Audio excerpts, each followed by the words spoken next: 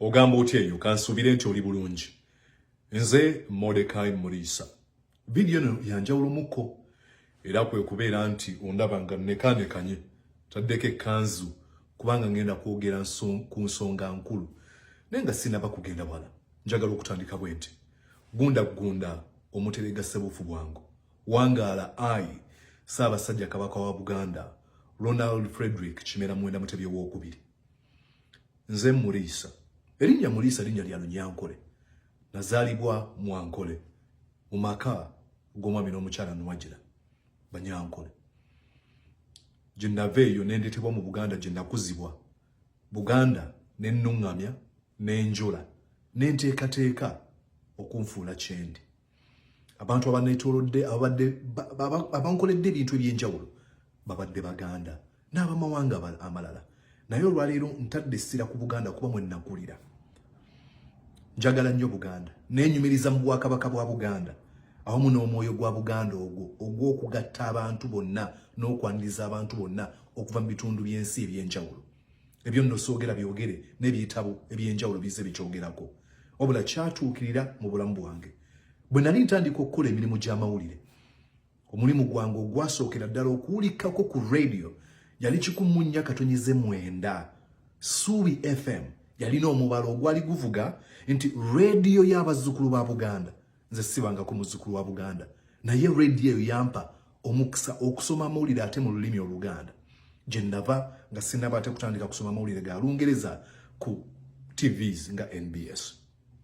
Njagala okwogera ku ebyo byendaba ebigenda mu maaso naddala okulumba Ssaabasajja Kabaka wa Buganda. Njagala okwogera eri abakungu b'emmengo.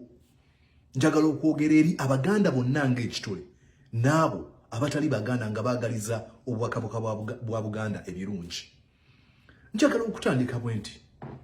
Abakungu b'emmengo njagala okubategeeza emirembe gyakyuka. Muyinza okuba mukimanyi naye njagala okusiiga ekifaananyi. Muteekeddwa okubeera nga mutambula n'omulembe nga bwe gutambula. Obeerawo ebitakyuka ebimu ku byo nga byankizo nga tebikyuka. Kyokka mubeeramu obuntu obutonotono obukyuka. Ne mugamba kino tukikola olw'okuba omulembe gukyuse. Ekyo mukikola kubanga mwagala okutambula n'abantu be mukulembera. Essaawa zino enkola eya amawulire gye gatambulamu ekyuse tekyali eri nti omukadde alindiridde ekigenda okubeera ku CBS FM yokka. Essaawa zino olwo emikutu gy'amawulire egisukka mu 100 egy'enjawulo. Tosobola kugamba nti ffe tugenda kukozesa omukutu gumu gwokka.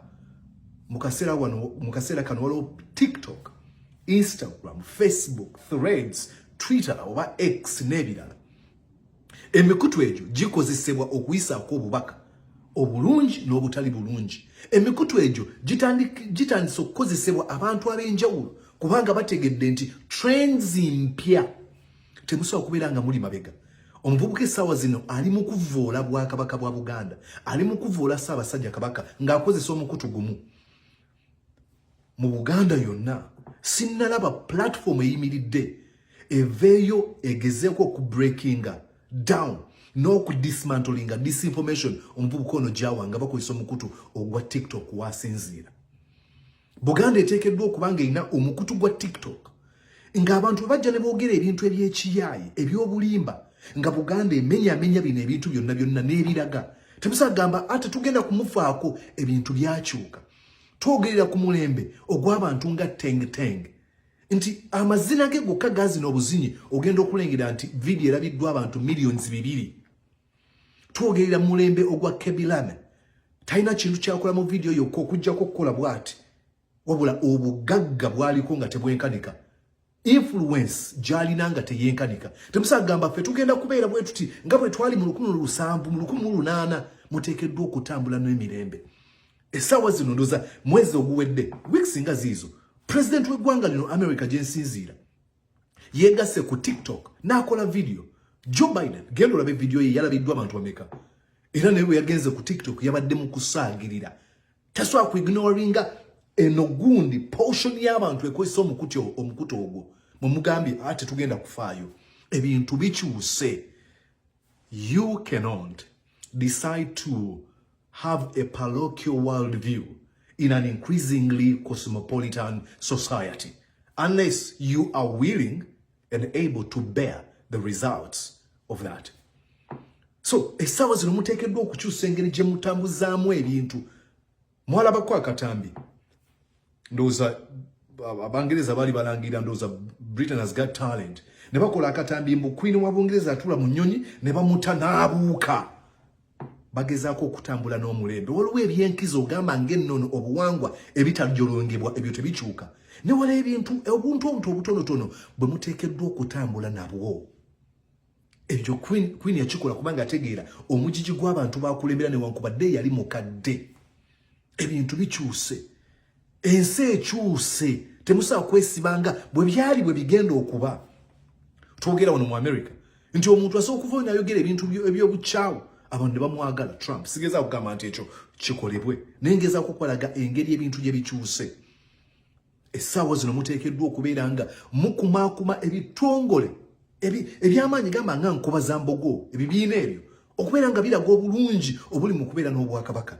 Abatontomi, abayimbi, abayiiya baliwa ng'omuvubuka ono alina views ez'enjawulo nnyo ati bateekeddwa okubeera nga balaga okwenyumiriza okw'amaanyi kwe balina mu kye bali nga bakozesa emikutu nga gy'akozesa.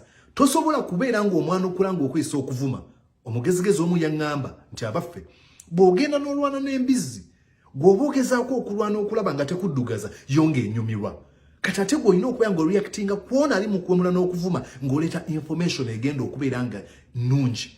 Ebitongole ebibiina biteekeddwa okubeera nga bizzi n'amazina essaawa zino biiya bitontoma biyimba. Wateekeddwa okubeerawo department y'abavubuka abagezi Buganda ebalina abagezi ddala nga kye bakola bo bajja wamu mu kaseera kamu ne batandika okudismantlinga nti ono agamba nti Mutebi yazaalibwa ono noono ne batandika okubreakinga down video ya dakiika 3 neemalirizanga esirisi z'omuvubuka ono ne mugamba katusirike tebiina byamaanyi tetugenda kumufaako. Omugezigezi omu yagamba nti obulimba butambula ebitundu 50 ebya sseŋŋendo s'ensi off nga amazima gakyayambala ngatto. Nti ogenda okwejjukiriza okugamba nti banne kati kanjogera ekituufu ng'obulimba bumaze okusaasaanya.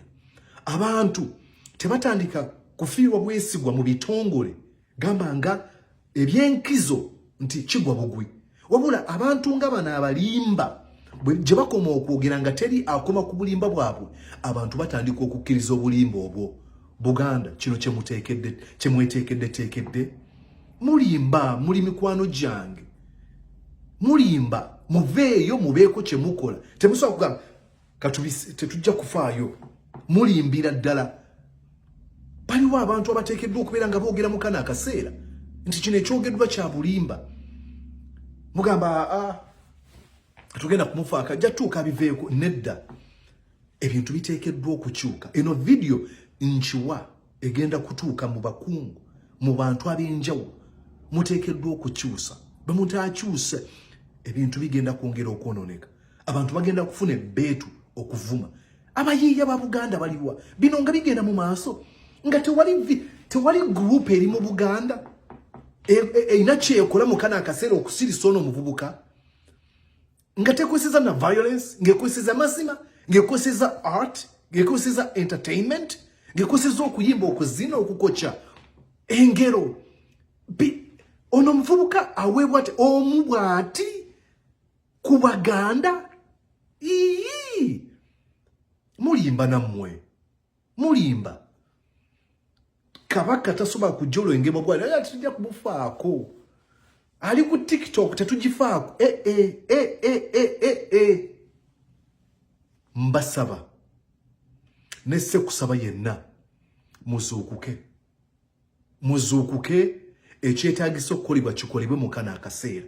Ono muvubuka ajoze Buganda nadda ne mukati neyeewogoma. Munaamukkiriza okusigala ng'akola bino byakola oba mugenda kukitegeera nti tuteekeddwa okubaako kye tukola.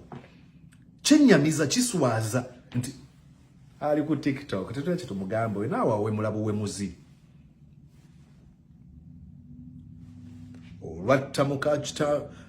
Olwatta kitange nalumanya ndooza lwe lugero munansonyiwa nti kitewayogera.